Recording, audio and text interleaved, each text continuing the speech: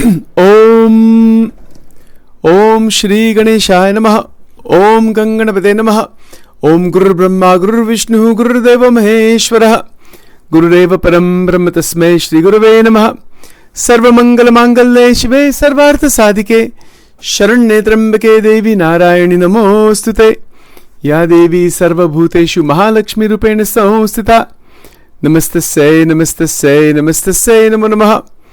Om Namo Narayanaya. Om Namo Bhagavate Vasudevaya.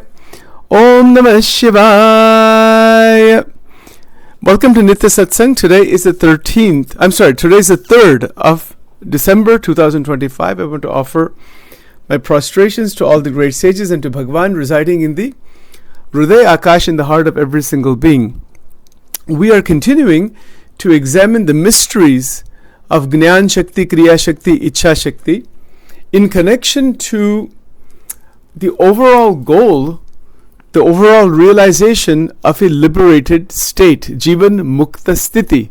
Those of you who are taking notes, that is our humble prayer. This is our goal. So this goal of Jivan Mukta means that we are living and we are completely liberated from inside. Mukta Sthiti prapta ho gayi hai antar se. That is called Jivan Mukta Sthiti. Sthiti means state of realization that does not fall back. There is no falling back from that. That is called Sthiti. That is what the word Sthiti means. Now, in that Sthiti, the activity is combined. Jnana Yoga, Bhakti Yoga, Karma Yoga, all are fused together. And that is then allowing us to have Prema Bhakti. So I hope these points are clear. This is the ultimate realization. Now, something that seems like so difficult or far away, it's not difficult and it's not far away. It's available for every human being. But what is difficult is to stay entangled and trapped and bound and tormented. That's hard. Not this. This is not hard. Staying trapped inside Maya, that is hard. And our Ahankar wants to keep us inside Maya. Right? So, when we realize that there's no need to stay in the bondage anymore, in the bandhan, then the doorway opens very easily into mukti.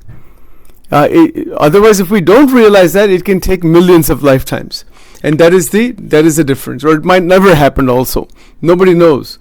So the point is that when we are wanting ananda, we want to experience ananda, we want to be in a state of anandam. Anandam is continuous joy without any break.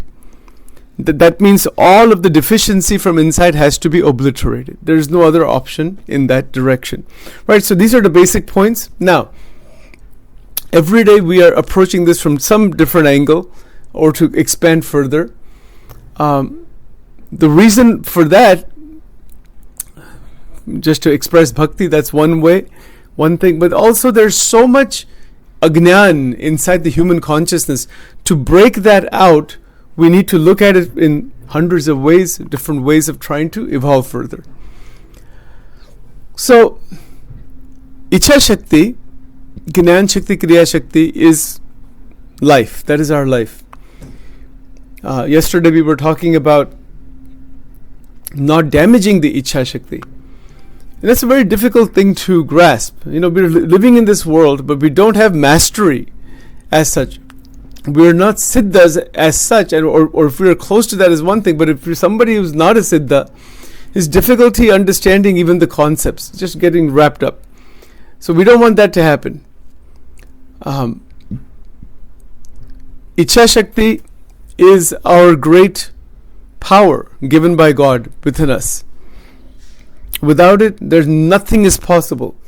But now it becomes relevant for us to taste inner freedom. What is the taste of inner freedom?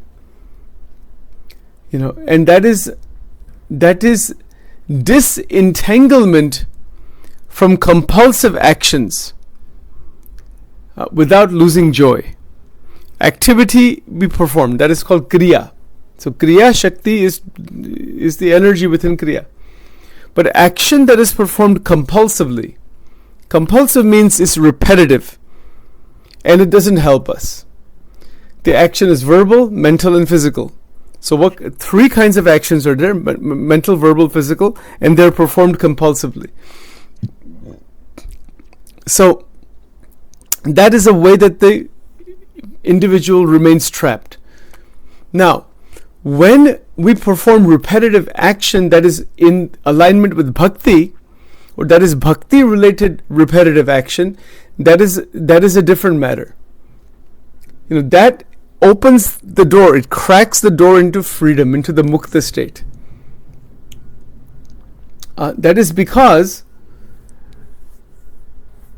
the problems of suppression, repression, forced asceticism, all of this is gone. You see, when real bhakti opens up, real love opens up, there's no more psychological repression. To push some feelings down, to indulge all those kinds of things are out. You see, so it is creating strength. Shakti is built from inside. It is coalescing from inside. And that is the entire spiritual realization. It's the building of Shakti from inside rather than damaging it again and again. Now, to do that, to be able to understand that, we have to go through the Angel Wing program as a foundation to do this. Otherwise, we'll never be able to do it. Those ideas that are presented in personal transformation, those we don't have time to cover that here because that's foundational to this. It has to do with one basic idea that we want to make sure day to day, hour to hour, we are in a state of balance. Balance, harmony, joy. These things are absolutely essential. That is our goal. Now, devotional practices, Jnan, Bhakti, Vairagya, connection with Bhagavan through Shraddha, it's an internal journey. It's a journey of the mind and the Shakti of the mind back into the Atma and the Paramatma, or into the realization of Atma Paramatma. Where are we going to discover or find God? Right inside of us. You'll not be able to find God externally. I mean, God is externally present everywhere, but external is material manifestation. That is a projection. Yeah, God exists in the projection also. But you can keep trying to see galaxies upon galaxies, or keep looking in microscopes and this subatomic particles. You should not find God that way. They can create as many telescopes as they want. James Webb Telescope, seeing new galaxies, maybe even new universes in the future. You will not find God that way. You can do that. You'll find only the more of the material world. Bhagavan, there's only one place that Paramatma can be found. That is within us, inside of us, as the essence of who we are. That's the only place. Everything else is external, or it's just stuck in beliefs. Like in Christianity, so many people believe in Jesus. I've asked so many my Christian friends, have you decided that you want to see Jesus? What does that even mean? I said, I believe. That's it, you're finished. Right? End of story. Stuck right there. Iske aage koi baat ho hi nahi sakti. Until we can go outside the dimension of limited psychological faith into Anubhav. Same thing is true in Sanatan Dharma. People say, I believe in Krishna, Shiva, Durga, Mata, Hanumanji, this, that. Okay, now what? I mean, what's next? I believe in it. I believe to do some puja, archana, this and that, do some ritual. I mean, what is that it? Of course that's not it. How can it be? That's not even 1%, not even 0.1%. It is just the tiniest little bit of nishta. That's not going to take us anywhere. That will that will not take us anywhere at all. You have to go outside of belief into Anubhav. You see, so that's just a psychological anchor. It's just a psychological creation. It's nothing more than that. That's not God. Belief in God is not God. Remember that. If I say I believe in Krishna, that doesn't mean I'm seeing Krishna. And Krishna cannot be a projection of the mind also. If something is projected from the mind, that's not real also. So the actual tattva that is Paramatma, Parabrahma, Bhagavad Tattva, that is not a creation of the mind, that is not part of beliefs, that is not created by the beliefs. Beliefs are psychological, and that is part of our internal mechanism that is needed. It's an anchor, right? It's a belief that it exists, but it's not the reality. So people are just trapped inside beliefs. I mean, that's just a fact. If you cannot see that, then that's too bad. That's really sad. Most of humanity is trapped and stuck inside beliefs. It's a massive bondage. So to get out of that bondage, one has to set the destination to see God, not believe in God. If I say I believe in Krishna, I believe in Ram, I believe in this, and so what? Who cares if you believe in it or not? It doesn't mean anything at all, actually. The only thing that makes any difference is how much anubhav is there. Belief is a psychological self-creation, self-hypnosis. That's all it is. It's not the reality. That's why there's so many conflicts. Christians are arguing with Jews, and Jews are arguing with Islam, and Islam is arguing with Christian and Jews, and everybody's arguing with each other. Hindus are arguing within the different sampradayas, arguments and debates and all that. Anubhav kisi ko bhi nahi hai. If there's anubhav, there's no more arguments. You cannot talk about that anubhav. It's love, it's prem, it's divinity. It's not divisive beliefs. It's not one belief versus another. How many interpretations are there just of the Old Testament, New Testament? And take any scripture, Vedanta, Advait Vedanta, this Vedanta, that Vedanta. The interpretation of an interpretation. It's an intellectual process. It's belief oriented, not anubhav. It's debates. It's like people having all these, cookbooks. 100 cookbooks are there, and there's all 100 cookbooks are in the kitchen. The kitchen doesn't even have one particle of food. Iska kya arth hai? This is the situation in the world. Thousands of temples, thousands of mandirs, gurudwaras, churches, mosques, this and that. Anubhav kisko hai? Very few, if any. Just ideas and concepts. That's it. Nothing other than that. And that doesn't mean anything at all. It means absolutely nothing. Iska kya point hai? I can have a cookbook with 1,000 recipes. I can have a cookbook with 1,000 recipes, and then I can debate with 5 other people in the kitchen. No, this is right, this is wrong. Mine is better than yours. Everybody's hungry. Everybody has fantastic cookbooks. They all differ from each other. They make you how to make the dishes. There's not even one grain of actual food inside the kitchen. This is the situation in the world today. Prem Tattva is without boundary. Anubhav mein jana, not in terms of just beliefs. You can take literally a potato. Which is better, to have 1,000 cookbooks and be hungry, or to have one potato? Don't know anything about those cookbooks. Warm it up and eat it. Which is better? Think about this analogy.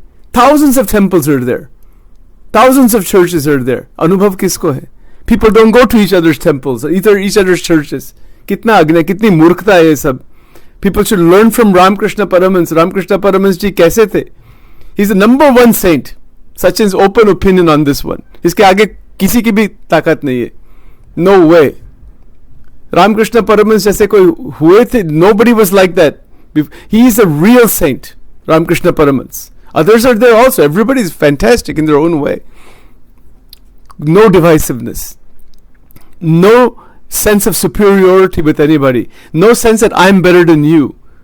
Even interpretations among scriptures, synthesis. Synthesis is a mark of enlightenment. Divisiveness is a mark of ajnan. My temple, my church. It's like a business of some kind. Is that what it is? Think about it. Just like how you have competition in the business world. Is religion a competition? How foolish is that? It's not a competition. Yeah, there may be interpretations, different paths and all that. Love must never be damaged. Love, it doesn't have any boundary. And anubhav, when there is anubhav, all of the divisiveness goes away. Anubhaviya Anandama Brahmarasana Bhogir. I've mentioned this many times before. Muktanand Swami ka pad hai. Aise jo bade Maharaj ke Paramhans the. They're not divisive with anybody. Yeah, they may have laid out different paths. Everybody's laid out different paths. That's okay. But to be stuck inside beliefs is what it is preventing Jnana Shakti from opening up, and that's what I want to talk about today. Today that will be talked about. We talked about Kriya Shakti. I talked about Ichha Shakti to some extent. What is Jnana Shakti?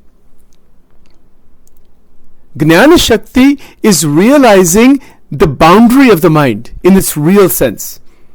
The entire teaching of J. Krishnamurti is on this. I just spent, in fact, when my internet was down, I have DVDs from old time from before. So I was watching some of them, in fact, because the internet was gone for about 2 days. And I watched this extraordinary, I've been studying Krishnamurti's stuff for a long time. J. Krishnamurti is a great, amazing individual. And every sentence he has written or spoken, it is just liberation, nothing other than that. Jivan, this thing we're talking about, Jivan Mukta Sthiti. So one of the points he said beautifully in the conversation with Professor Anderson, Alan Anderson, I'll show you the video sometime if you want, that each human being is responsible for his or her own transformation. The moment Sachin thinks that somebody else is responsible for me, I'm finished. Bhagwan Krishna is not responsible for me. I'm responsible to study the Gita and to worship and to pray and to do my sadhana and to connect with his wishes and the resonance. That is my responsibility. He's not going to do it for me. No guru is going to do anything for us. People are talking about this thing, Guru ki krupa honi chahiye. You have krupa on yourself for God's self. For God's sake. We need to have krupa on ourselves. That is not ego. Guru krupa is to take the words of the Gita, the Shankaracharyaji's teachings, Ramakrishna Paramahansa's teachings, and hold them inside without deviation. That is called Guru krupa. Guru krupa hai kya? With some kind of magic somewhere? What is that? Why people are not getting liberated? Every human being can be liberated, and we can make this planet, we can make human civilization absolutely beautiful. But it begins with us. It doesn't begin with somebody else. Sachin is speaking, I have to make sure this begins here. And if I don't keep attention on me, on my development, I'm lost. Gunatitanand Swamiji, I've mentioned it many times, I mentioned it again, mentioned a million times more. Potana kalyan ma drishti barabar rakhi. Keep your attention on where you are and where you're headed. Don't deviate from that. Itni sundar baat hai. Then there's no divisiveness. Then there's Thank you. Bye-bye. Then there's no divisiveness. Yeah, different paths. Look, different paths, interpretations, churches, temples, mosques, gurudwaras, this, that. There's a variety. There's variation. That's good. That's beautiful. Variation, diversity, interpretations, different ways. But love must never be damaged. Prema doesn't have any boundary, right? We keep saying that. This is Anubhav. Bhagwan ka Anubhav is not beliefs. Not at all. But simply believing in Shiva or Krishna or Swami Narayan or Sai Baba or whoever it is you're believing in, or Jesus or Guru Nanak, simply believing in it, what does that do? That creates a psychological anchor. Up to that extent, belief is very important. But that's not the goal. Eventually that anchor goes away into Anubhav. It has to go away. There's no more anchor there. When the Anubhav opens up, mind doesn't anchor through beliefs into God. It touches God. Anubhavi anandama brahmarasana bhogire jivana mukta jogiya antara arogire. What an extraordinary poem that is. I want to go through that. Four poems. We'll go through them. There's no question of beliefs in this. Anubhavi anandama. This is Gujarati mein Muktanand Swami likhte hai. Brahmarasana bhogi. Bhogi banna hai. But किसका भोग? ये विषय का भोग, which is going to cause all kinds of entanglement, damage, problems, damage to energy. Not that kind of bhog. Any kind of bhog that causes energy damage, that we recognize that and change its direction. And by changing its direction, we are conserving power, Shakti, energy, etc. And in doing so, we can move into the dimension of Anubhav by Krupa. When we are praying to God, what are we doing? Swami Chinmayanand used to say, we're not praying to God, we're praying upon God. Real prayer is the rasa, the anubhav inside. I mentioned this yesterday. Bhajan Kirtan hum sunte hai. It's not the difference between, okay, now I'm going to do Bhajan Kirtan versus allowing Bhajan Kirtan mantras to flow from inside. That is the rasa. Rasa is from the heart. See, there's a beautiful scripture, Bhakti Rasamrut Sindhu, Vaishnava Parampara, Gaudiya Vaishnava Parampara. One of the Goswamis has written this. Bhakti Rasamrut Sindhu, mentioned it before. 2000 verses in Sanskrit. इसका सारांश इतना ही है, अंतर में प्रेम की धारा आनी चाहिए. अखंड प्रेम की धारा. There's no more blockages, no granthis, no problems, no difficulties. कुछ भी नहीं रहता इसमें. That is Shri Radha. Radhika ji का महिमा क्या है? Mahima we cannot imagine, but her blessings are such. The blessing is from inside when we want that blessing. And if we want prema without boundary, you can see for today's concept is love without boundary. That's it. That's the whole thing, folks. When boundary vanishes, boundary should not be there at all. No boundary of any kind. Anirdesha. Bhagwan Swaminarayan in Vedaras, I did some recordings on this before. He said, I'm speaking from Anirdesh. Anirdesh means that which doesn't have any boundary. All of us are living within cultural boundaries. But they're there. They're necessary also. But to be stuck internally in those boundaries is the problem. Practically, there are boundaries. We're living in Delaware here, so people, different states, different countries. There are different practical divisions that human beings themselves have created. We don't have a choice. We have to live within that. We have a license, and with a license plate number and all that kind of stuff, whatever it is, license number. These are all boundaries. They have been created by human beings for whatever reasons. But internally, when we see each other, when we see other human beings, and how do we see other human beings, other people, plants, trees, rocks? When we see everything that appears in our waking state in general, how are we seeing it? Are we seeing it as a manifestation of Brahman? That's what I want to do. This we'll do probably after April or May next year, not because after cold weather disappears, or maybe we can do it actually even in the winter time. Have a trip at the mall, Christiana Mall mein jana for a whole day to practice Brahma Vidya. Has anybody tried it yet? We've been talking about this for the last time. Let me know if you've tried it, or what is your आपका अनुभव क्या है इसमें? Make a trip to the mall and said, I'm going into Brahman, into Akshardham. Can we do it? How is that possible? It is. That is the spirituality. To go into the Christiana Mall and to see only Paramatma. Can we do it? We tend to think of going into the temples and mandir mein jana hai, mandir mein darshan karna hai. But when we see other human beings who we never seen before, who are we seeing? This is love. This is Radha, Shri Radha. Krishna Bhagwan is not confined to any temple. There is no mention of any temple anywhere inside the Bhagavad Gita. Is there? Temple in terms of the ones we have created, which is Divya Dham ki baat hai, but I'm not talking about that. We have created temples. Fine, that's okay. Bhagwan is not confined to any temple. That's the most foolish thing to say, that God exists inside the temple only. If anybody says that, Maha Agnan hai wo.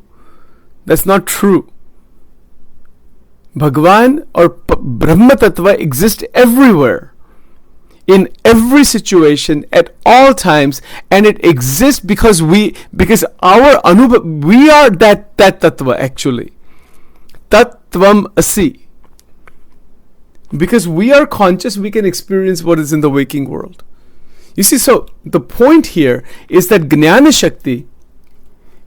Shakti opens in the best, wonderful way when several things come together, and that is psychological repression and suppression goes away. There's no more suppressing anything. Totally goes away. There is no more contradictory Ichha. So that Ichha Shakti, contradictory desire, goes away. That's another point. These are big subjects. In Angel Wing we talk about them. And in some limited number of people in the world, forced asceticism, that goes away. I'll give you an example of what is meant. You may not know that term. Forced asceticism means extreme tyag. Sab chhod diya, sab chhod diya, sab chhod diya. By force. That will not lead anywhere. That will lead to severe psychological reactions. I'll give you an example of what happened in the time of Gunatitanand Swami.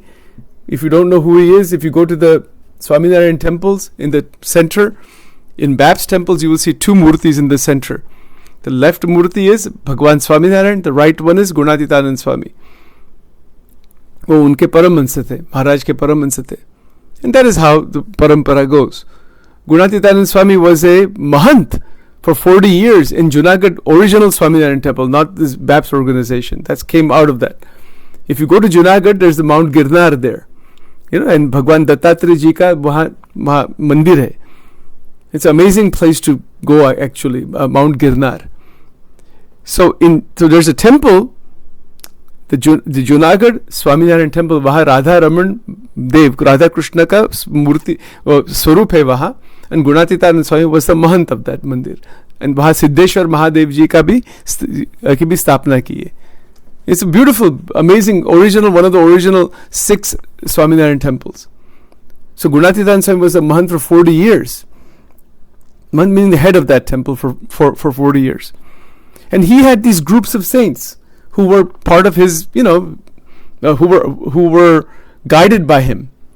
So there was a group of, I don't know, maybe 10, 15 sadhus. And what they would do, this thing about this asceticism is what I'm trying to get to here. See, because they have so much trouble inside with their vasanas and desires and ichha, so they want to try to kill that. So what they would try to do is that I want to try to observe brahmacharya, I want to be attached to anything in this world, this and that. So let's restrict the amount of food being eaten. So what they would do, they would take, in Gujarati it's called lot. Lot meaning just this wheat, what is that called? Flour. And they would take flour, put water in it, and they will mix it really well, not even cook it, and they will drink that.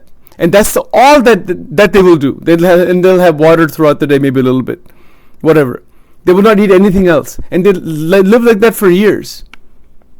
This is called Lotiya Sadhu. This is the actual, real, historical thing. And I'm trying to explain here what happened here with this, what happened to them, and this what is called forced asceticism, or इसमें ज्ञान शक्ति आई नहीं उनमें. Even Gunatitanand Swami himself was there guiding them and they wanted to do this thing. So Swami said, okay, you try, but you're not going to get anywhere with it. He knew that already. So they would do this kind of sadhana, and they would think that they have controlled their ichhas and all that. It doesn't work. Karm indriyani samyamya ya aste manasasmaran indriyarthan vimudatma mithyacharah sa uchyate. Bhagavan Krishna is clear in chapter 3 why these kinds of things don't work. Not that people are doing that anymore these days, but I don't know anybody, but it might be some. People have tried all this kind of crazy stuff. Extreme asceticism. It doesn't work. Our body is not given by Paramatma so we destroy it, or that we just damage it. Yeah, sometimes some extreme tapasya is done in a very different way. That's a different matter. I'm not talking about that. This is just it's called forced asceticism, not natural asceticism. If a person is living in a forced state, I'm forcing myself, I'm going to suppress and repress and push my desires away, those desires are going to come back with 1,000,000 times strength and thrash the individual. Guaranteed that will happen. It's a neurology. The neurological evidence is clear. So with those sadhus, Lotia Mandal that they were called, they did this kind of extreme sadhana for some time. Other things they were doing also. Eventually they left the satsang completely. Vishaya bhog mein doob gaye. Whatever happened to them, we don't know. They could not sustain. Mind reacts. इसका क्या अर्थ है? It is the lack of the proper integration between Ichha Shakti and Jnan Shakti. If they are not married together, literally, Ichha Shakti, Ichha and Jnan need to be bridged together. Then you don't have any problem in the spiritual journey. There's no difficulty then. But to do that is to realize that the experiences that are coming from the senses are limited and to be kept within a range. We've talked about it before. And not only that, but there is a redirecting of our manovritti into ananda, into beauty. Now, how to enter into ananda? Start with beauty. That is how we can enter into ananda. Because that maha ananda, we don't know what that is yet, let's say. But we know the small experiences of life that we consider to be beautiful. Start with them. The enjoyments that are there, that's fine. But then start with them and then spiritualize them. That this enjoyment has its source in the infinite. Even anything, a cup of coffee, is some food item, anything, talking to people, every experience can be spiritualized. And when we do that, that is Jnana Shakti.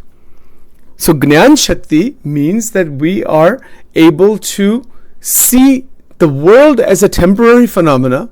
It's all changing constantly. Right? It's very clear. Constant change. That leads to Vairagya. So to open Jnan Shakti, we see the world outside as a fluctuation, waves on the ocean.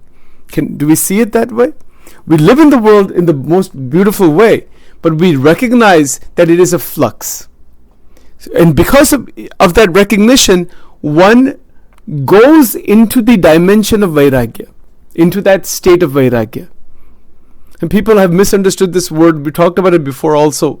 Vairagya doesn't mean running away from the world. Vairagya means beyond raga and dvesha. There is a steadiness, a new vision that opens up. See the whole picture, 360-degree vision of the whole cycle of the sansar. Isme se vairagya hota hai. And that vision that opens up, that vairagya that opens up, that brings energies inside. They're not pulled anymore. And the Shakti inside is used for opening Jnan. So this is a doorway into Jnan from this sequence. The first is to see the world as temporary. That's a big thing. Everything is going through Nitya Pralay. This is the step number 1 is Nitya Pralay. Sit at the mall, sit in the park, sit with people around you, and see every body, B-O-D-Y, as a bubble. Like how you have children blowing these bubbles? Swami Chinmayanan gave a beautiful analogy one time. He said, when you have children blowing those bubbles, some children are blowing the tiniest little bubbles are there, some medium size, and sometimes you can make a huge bubble. These billionaires and trillionaires and all these are big bubbles. Very poor people, destitute, tiny little bubbles in a material sense. How long they last? Everybody's a bubble only. Every body, B-O-D-Y, of an animal, plant, insect, tree, human being, everyone, sit in nature, where there are people walking around, and to do this dhyan, एक प्रकार का ध्यान है. भगवान की माला लेनी, नमः शिवाय नमः शिवाय नमः शिवाय, जो मंत्र आपको प्रिय है वो करना, and sit, as Bhagavan Krishna says, intent on me, mat paraha, with the vision that everything is temporary. Have you ever done this? This is a sadhana. Sharing with you a sadhana. Go by yourself. Don't take anybody with you. Turn your phone off for 2 hours. Park your car in a beautiful park somewhere. And then more advanced sadhana is at the mall. It's easier at the park and more difficult at the mall. Go sit in the mall by yourself and just sit there for an hour with the vision that every human being is a bubble only. Bubble meaning they're here one day, gone the next. Kisi ke saath kuch lena dena nahi. Nothing at all to do with anybody. This is called vairagya. We do our duty. Now this is vairagya, but it's not shushka vairagya. In that vairagya, there's another vision that Atma, that the Chaitanyam that is making the person live, and that Paramatma with the Atma that is present.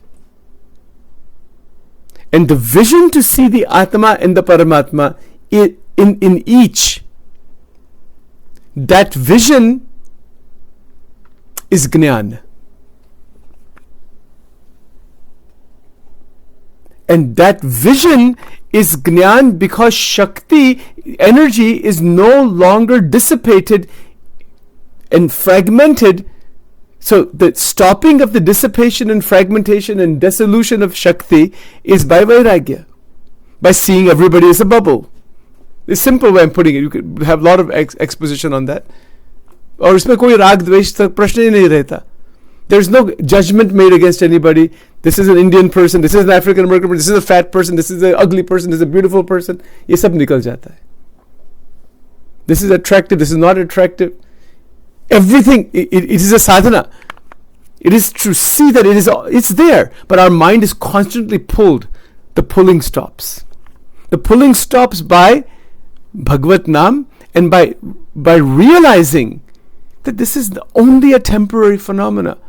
And my getting stuck inside these forms, I'm getting trapped in I'm getting pulled. My Shakti is being pulled by these, towards these forms. And by doing that, I'm getting trapped and I'm damaging my internal Shakti. So now reverse it. When the entire internal Shakti is no longer pulled and it is held inside, completely retracted back inside and conserved inside, that is vairagya. For example, if Sachin is sitting on a bench in the mall, in Christiana Mall, we have a lot of sitting places there, outside and inside. And I see an African American person, and then I see a Chinese person, and I see an Indian person, I see a child, and I see a woman and a man. My mind is reacting differently to all of them. At one level, yeah, we recognize the differences, but the internal judgment, internal reaction, like, dislike, I can, oh my God, ye sab ho raha hai? This is what sadhana and spirituality is all about.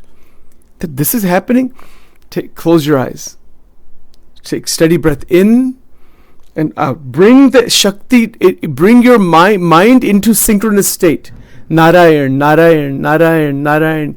Bhagwan ka naam lena, to bring the manovritti stabilized. So we see 5 people, you see the mind is beginning to spin, close your eyes. This is sadhana. This is ye Bhagwan ki sadhana hai. Sitting at the mall.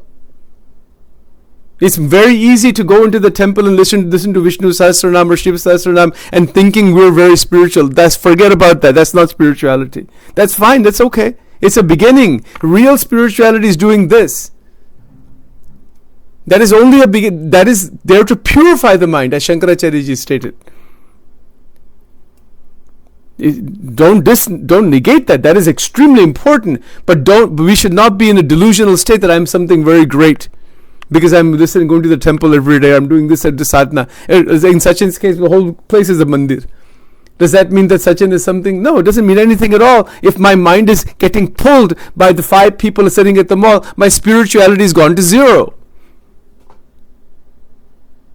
On the external looks very nice. Tilak hai, mala hai, mandir hai, Bhagwan ki murti hai, ye sab hai, wo sab hai, mantra jante hai, so many things. What is happening when we are actually in the real world, seeing the different diverse people? What is going on inside the heart? That is the reality. Yomam pashyati sarvatra. Bhagwan Krishna ki kya teaching in the Gita? You see me everywhere. Is he saying you see me inside Hindu temples? How ridiculous is that? कहाँ लिखा है ऐसा? Show one place in our scriptures, in any scripture. We can't even say our scripture. There's no our scripture. Show one place where it says Bhagwan exists only here. कितना अज्ञान है ये सब. If we want to be enlightened, we have to break through these barriers. There's no other way. And people don't want to break them. The barriers are so many. So many barriers. Barriers upon barriers upon barriers upon barriers. कैसे मुक्त? किसकी मुक्ति होगी? कभी भी नहीं होगी. Impossible. But sit on the bench. Notice where the mind is going. And then Vishnu Sahasranam karna hai, Lalita Sahasranam karna hai, Narayan ka mantra karna hai. Bring it inside. Bring that mandir that we had gone to. Hindu mandir hai, wahan, that mandir is you. Mandir is not something outside. The outside temples and sadhana and bhakti and murtis and gurus and pujas and archanas, iska itna hi mahima hai that it comes inside.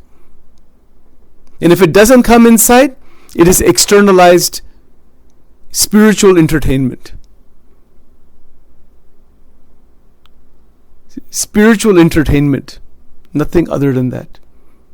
Aur kya? Take this Garba programs during Navratri. Most of the people, it's a dance, spiritual entertainment. Party में भी dance करते हैं, यहाँ भी dance करो. अभी ऐसा नहीं है.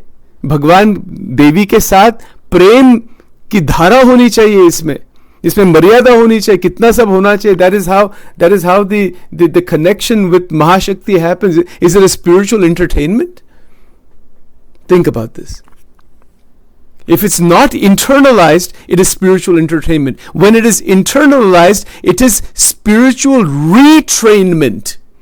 We are retraining ourselves from the inside out. That is retraining of who we are. Not simply entertaining our senses. And that's the big difference. Of course, do all sadhana, do everything is good, right? But the rubber hits the road, as we say in English. When we're sitting with people who we don't know, we're seeing them, our mind makes quick judgments. Likes, dislikes. I like this person, I don't like this. This person is attractive, this person is not. This is this is this, this is this. And then our Shakti, the internal Shakti, is getting split. And then that is Maya. What is Maya after all? That is Maya. And bring that inside again. Bring the mantras inside again. And then again open your eyes with divine vision. You know how sometimes you have these images of the Buddha or different sages, like half eyes opened like that. That is Viveka. Full eyes are open or eyes are closed, but the half eyes open means Vivek. Is now to open the eyes slowly and see the outside world with that Vivek. This is the whole point of Shankaracharya ji. Open the eyes with Viveka. Juo Aakha Vivekini. There's a beautiful bhajan Premanand Swami is written. Juo Aakha Ughadi Vivekani Relol. Aja Dharma Oshine Dwara Nar Nari. Jene Joye Te Avo Moksha Magavir. This is a bhajan we used to sing actually in the temple. It's a beautiful bhajan. जुओ आंख उघाड़ी विवेक नी रेलोल. विवेकमय दृष्टि जो है वो open कर and then see the world. This is not about somebody telling us, giving us some certificate. This is about our own inner vision. What am I seeing? How I'm seeing the outside world. When we see the outside world with viveka, with love, with vairagya and prem. Vairagya and prem, and without rag dvesh, with karuna, with recognizing how Ichha Shakti, how Ichha is working in each person, seeing the binding features of Maya, seeing the liberating features of Maya. Sab dekh sakte hai. This is called Jnana Shakti. It's amazing, folks. We could spend a lot of time on this. There's a lot of stuff to cover on this. We'll continue on this further. But this is what we'll be speaking about for a while now. That is Jnana Shakti kya hai. We talked about Ichha Shakti. We'll be getting into Jnana Shakti in more depth as we move along. Om Vakratunda Mahakaya Surya Koti Samaprabha Nirvignam Kurume Deva Sarvakarashi Sarvada Om Ganganapade Namaha Om Aim Rim Klim Chamundai Viche Swaha Durge Rakshani Thata Swaha Om Rim Swaha Om Shri Radha Krishna Arpanamastu.